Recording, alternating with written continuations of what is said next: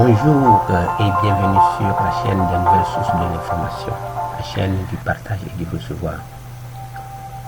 Aujourd'hui, on va parler des types en Java, des types de données en Java.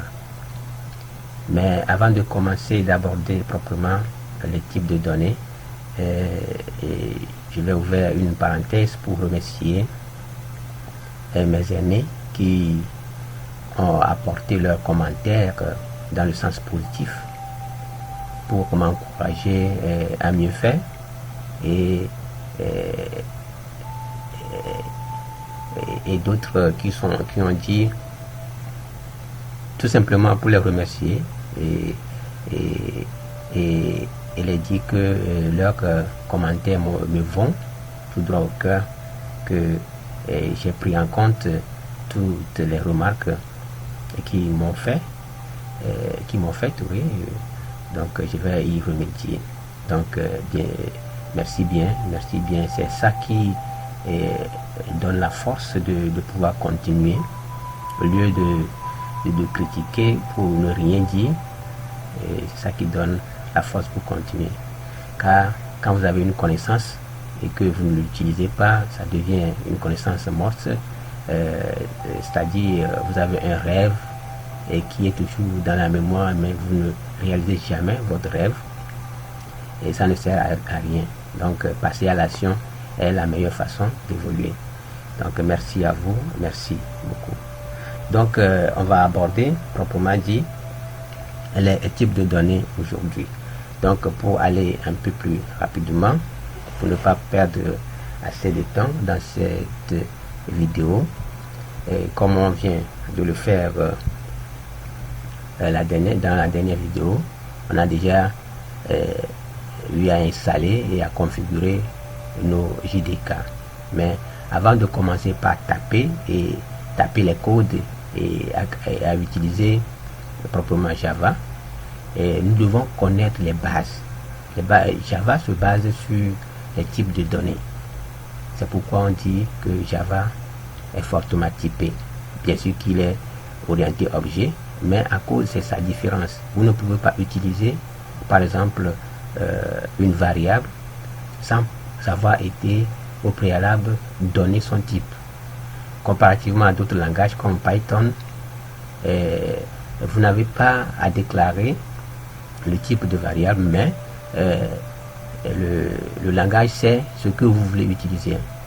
Donc mais ce n'est pas le cas ici en Java.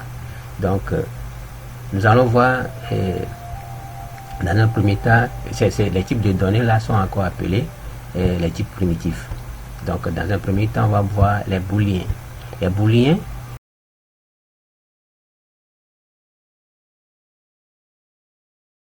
ils respectent en fait deux seules règles, c'est-à-dire soit c'est true ou soit c'est true qui est vrai ici en français, ou soit c'est faux. Donc dans question qui est égal à 0 là, ce qui veut dire que ça veut dire égal à true. Donc le faux qui est égal à 1, le faux là est égal à 1. Donc leur logique veut juste les deux valeurs là. Donc il prend seulement ces deux valeurs et se base sur true ou false. Et leur occupation mémoire est seulement de 1 bit. Donc j'ai donné aussi un exemple ici pour pouvoir dire que ici mon résultat de départ, c'est-à-dire le résultat, par exemple je veux écrire un code, dans mon code je veux que le résultat du départ, c'est-à-dire le départ de mon code doit être vrai, c'est-à-dire l'expression du départ doit être vraie. Donc c'est ça que j'ai noté ici. Soit c'est à vous de savoir ce que vous voulez utiliser et comment est-ce que vous voulez que le départ de votre code soit. Ici pour une déclaration normale, une déclaration et annotation et initialisation normale, il faut préciser ici booléen qui est là, qui est booléen, pour pouvoir déclarer. Là maintenant on va revenir sur cette notation dans les saisies exactes, quand on va voir les variables proprement dites. Donc, les booléens, sachez retenir tout juste que c'est seulement deux références, soit c'est faux ou soit c'est vrai. Ça dépend de ce que vous voulez que votre variable vous fait. Donc, on va passer aux nombres. Les nombres, comme vous le savez, les nombres sont divisés en deux catégories. Il y a les entiers, et les décimaux. Donc, pour déclarer un nombre en Java, le type primitif qu'on utilise ici, c'est int. Int, c'est un entier qui occupe un espace de mémoire de 32 bits. Les short qui occupe 16 bits. Les bytes, 8 bits. Les doubles et qui sont les décimaux, représentation mémoire est égale à 4 bits. Les flottes qui aussi est un décimal apparemment appelé les virgules flottantes, ou soit les réels, c'est-à-dire les nombres à virgule. Donc leur représentation mémoire seulement de 32 bits. On tombe sur les longues. Les longues, c'est une représentation des entiers de grande valeur. Donc leur représentation mémoire aussi est égale à 64 bits. Donc j'ai ici scindé en deux parties les entiers et les décimaux. Donc les entiers, si vous voulez déclarer un entier, vous pouvez utiliser les longues qui sont sur les 64 bits et les int 32 comme je viens de le dire tout en haut. Donc à vous de voir qu'est-ce que vous voulez que votre variable fasse et quelle est l'utilité et aussi savoir que en fonction des types que vous choisissez, c'est l'occupation de mémoire qui est aussi en jeu. Donc si vous choisissez par exemple les longues, donc vous allez pouvoir savoir que votre variable va prendre 64 bits en mémoire, occupation mémoire temporaire pour le temps que votre application exécute sur votre machine. Donc ainsi de suite. Donc pour les décimaux, on a les flottes qui sont sur les 32 bits. Il y a aussi les doubles qui sont sur 64 bits comme je l'ai déjà mentionné plus haut. Donc là on tombe sur les caractères. Les caractères, leur nomination, c'est la déclaration des types caractères, c'est char on dit. Donc char, c'est ça qui représente quand vous voulez déclarer une variable comme char, comme étant chaîne de caractères, comme étant plutôt caractère, c'est char que vous devez utiliser, c'est leur occupation mémoire, c'est 16 bits. Donc exemple, j'ai donné un petit exemple ici à ne pas confondre, c'est papa va là, c'est un ensemble de caractères. Donc P représente un caractère, A aussi un caractère, P là aussi un caractère, A là aussi un caractère, V aussi un caractère, A aussi un caractère. Donc l'ensemble là c'est une chaîne de caractères, donc différent de caractères simples. Donc c'est un ensemble de caractères ici.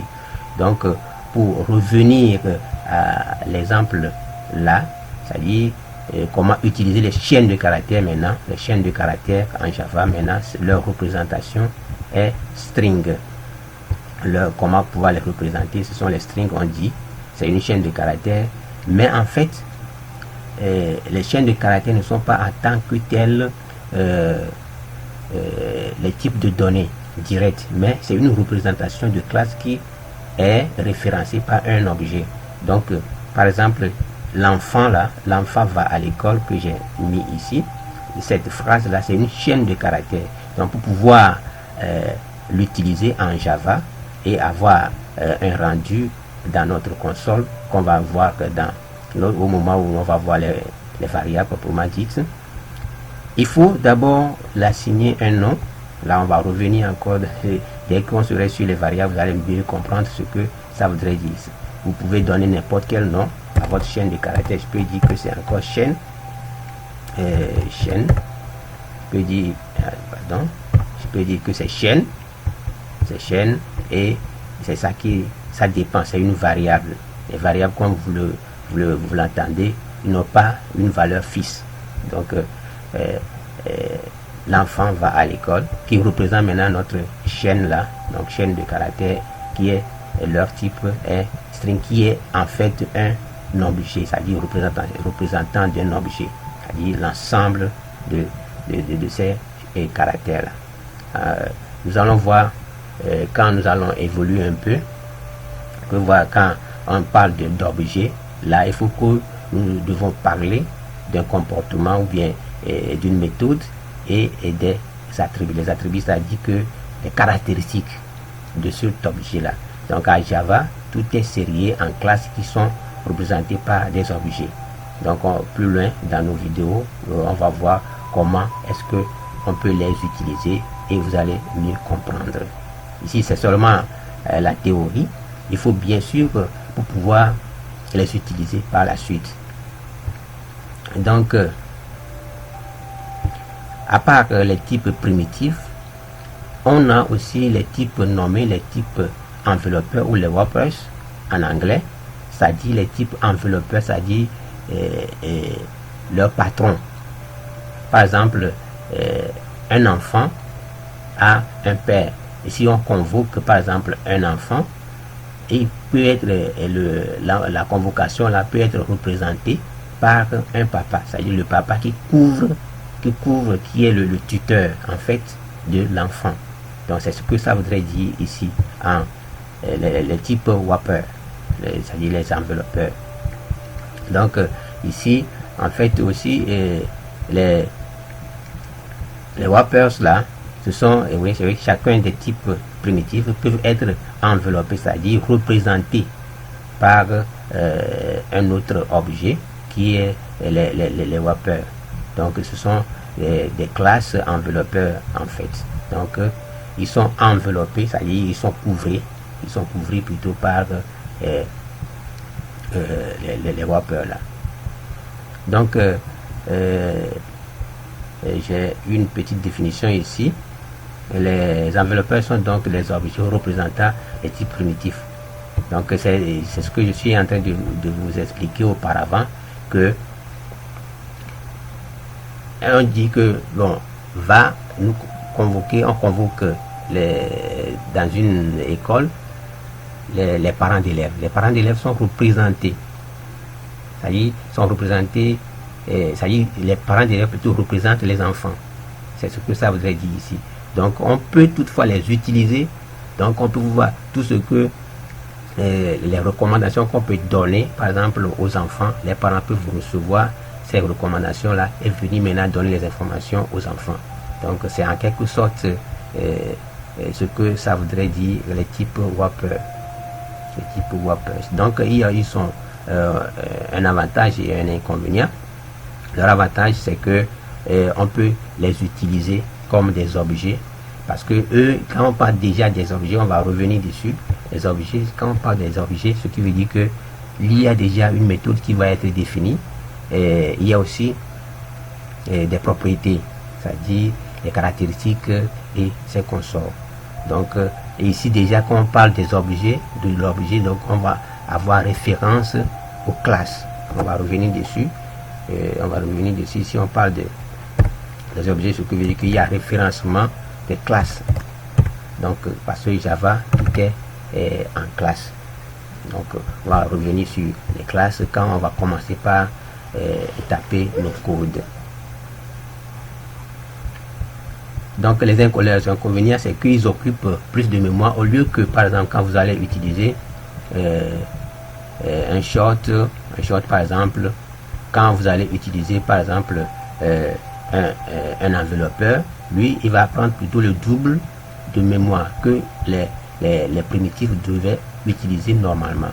Donc quand vous prenez les types wrapper, il faut savoir que vous allez augmenter l'utilisation mémoire de votre plateforme. Donc et encore quelque part d'autres, ces objets enveloppeurs là sont immuables, c'est-à-dire que on ne peut plus les modifier. Quand vous déclarez maintenant, donc vous ne pouvez plus les modifier. Donc leur modification est possible seulement par l'instanciation. Donc on va voir aussi ça à la suite de nos vidéos. Ici c'est juste la théorie pour que vous puissiez cerner ce que on va faire dans la prochaine vidéo en voyant les variables proprement dites. Donc ici on a comme type enveloppeur big décimal, c'est-à-dire que ce sont des décimaux qu'on peut utiliser avec une plus grande précision, c'est-à-dire plus grande précision avec de grandes valeurs quelconques, c'est-à-dire que des milliards, des milliards point virgule quelque chose. Donc on peut toutefois augmenter la taille de notre variable. C'est la même chose comme les big integer. Les big integer aussi, c'est presque la même utilisation comme les big décimales et les big integer.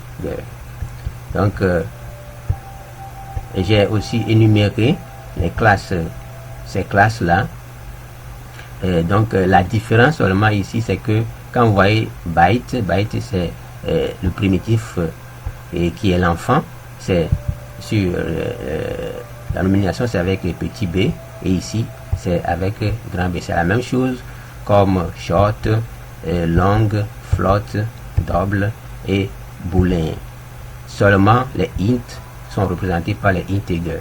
Donc les integers, leur représentation comme en tant que wrapper, c'est integer.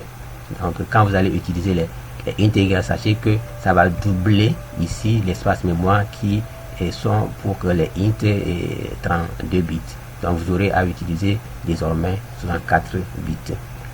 Il y a aussi les types void, oui, ici c'est V majuscule. Donc les types void sont aussi représentés. Donc on va revenir sur toutes ces utilisations là dès que on va évoluer dans nos apprentissages. En plus de ça, on va tomber sur le transtypage ou la conversion. Ici, souvent en Java, la conversion, il y a deux façons de faire une conversion. Soit c'est avec le cast. Le cast là, c'est que vous-même vous précisez le type de sortie que vous voulez. Là, on parle de cast en Java. On parle de cast en Java. Donc les cases là sont représentés par la parenthèse là. Donc là, si nous-mêmes nous précisons le type de conversion que nous voulons, ce qui veut dire que c'est ça que nous devons appeler la conversion explicite, c'est-à-dire que c'est nous-mêmes qui décidons la sortie là, l'affichage là. Ici par exemple, j'ai donné un exemple, double D, et je veux seulement la partie entière s'affiche. Donc alors que ici, bon, les gens, bon, prenez un peu de recul sur ça, c'est que ici même les entiers sont des décimaux, c'est-à-dire que leur partie décimale n'est pas représentée, est toujours représentée par 0. Donc ici, comme la sortie ici doit être double, mais nous ne voulons pas la partie décimale plutôt, c'est seulement la partie entière qui va être représentée, mais avec le point, la notation point là qui veut dire que c'est un décimal qui est sorti, et nous aurons ici point 0. Donc dans la pratique, je vais vous montrer comment ça se fait. Donc ici, normalement, si je veux encore représenter ou avoir la partie entière, tout de suite je peux dire que int i par exemple, non, int i, oui, int i égale, donc int, et je mets d'abord la parenthèse int, et j'applique le d. Donc on va voir ça à la suite, ce qui veut dire que j'appelle la valeur là, j'appelle la valeur qui est là, et de me faire sortir seulement la partie entière. Ici c'est encore un décimal. Or c'est encore un décimal entier.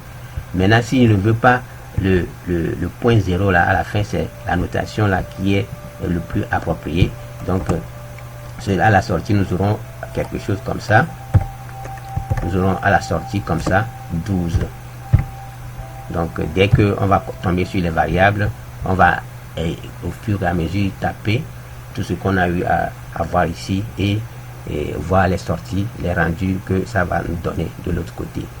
Donc soit on peut toutefois déclarer, si je peux dire, je peux aussi dire ceci, je peux dire aussi double, ou bien si c'est pas seulement les double, je peux dire float, et je dis float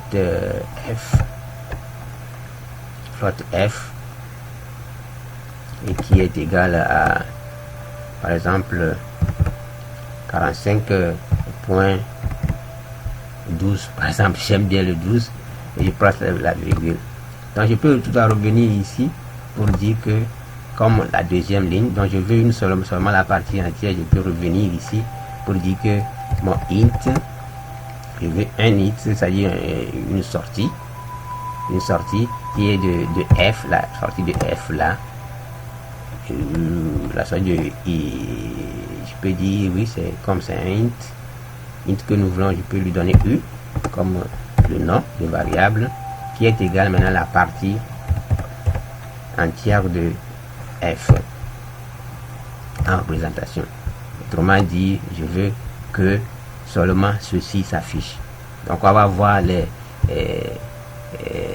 l'expression, ce que ça va donner dans de réel apprentissage, donc au moment où on va commencer par taper réellement les codes.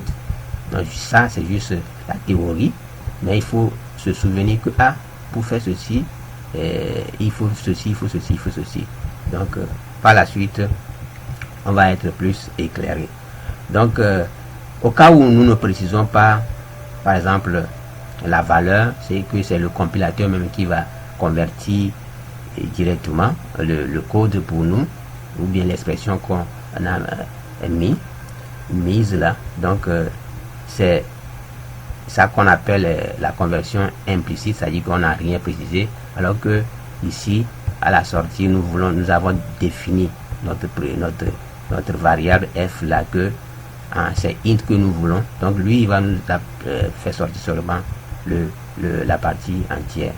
Donc c'est tout ce que j'aimerais vous montrer sur les types de données en Java.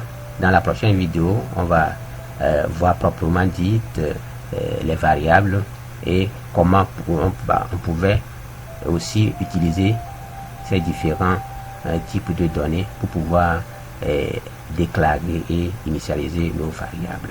Donc merci pour vous et merci pour votre attention, et n'oubliez pas d'encourager. L'encouragement c'est de commenter, de s'abonner, et pour souligner éventuellement des erreurs, parce que la connaissance c'est un baobab où tout le monde ne peut pas, ça y est, on ne peut pas tout avoir.